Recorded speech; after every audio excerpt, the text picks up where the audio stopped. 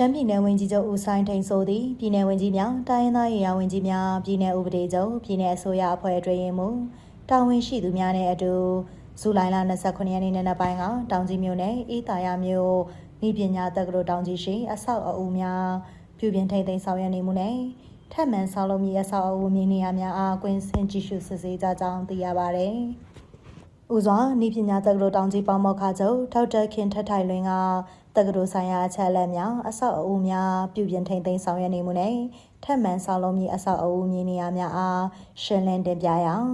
ရှမ်းပြည်နယ်ဝန်ကြီးချုပ်ဦးဆိုင်ထိန်ဆိုကရှင်းလင်းတင်ပြမှုအပေါ်လိုအပ်သည်များကိုဖြည့်ဆွတ်မှာကြပြီးသက်ဆိုင်ရာတာဝန်ရှိသူများနဲ့ပေါင်းစပ်ညီနိုင်ဖြည့်ဆည်းဆောင်ရွက်ပေးခဲ့ကြောင်းသိရပါသည်။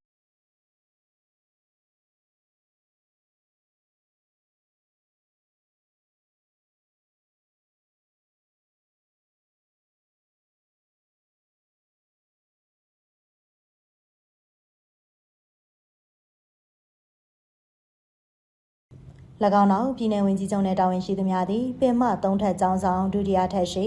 စာသင်ခန်းလက်တွေခန်းနှင့်မြေကြီးထပ်ရှိစာကြည့်တိုက်ကို၎င်း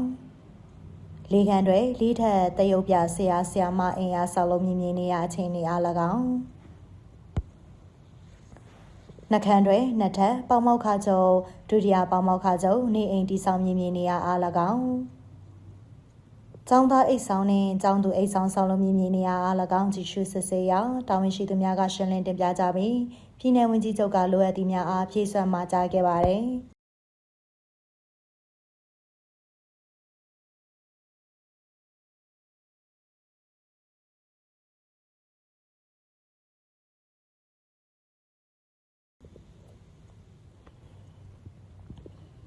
ဆက်လက်၍ပြည်내ဝန်ကြီးချုပ်နှင့်အဖွဲ့သည်နှစ်ထပ်စာသင်ဆောင်၄လုံးနှင့်တင်ကြားရေးအဆောင်အသုံးပြုမည့်အလုံယုံဟောင်း၄လုံးပြင်ဆင်ဆောင်ရွက်နေမှုအခြေအနေအား၎င်း34ဦးဆန်3ထပ် RCC ဆရာဆရာမအဆောင်တစ်လုံးဆောက်လုပ်နေမှုအားလှည့်လည်ကြည့်ရှုစစ်ဆေးရာဤပညာတက္ကသိုလ်တောင်ကြီးပေါမောက္ခချုပ်နှင့်ကုမ္ပဏီတာဝန်ရှိသူများက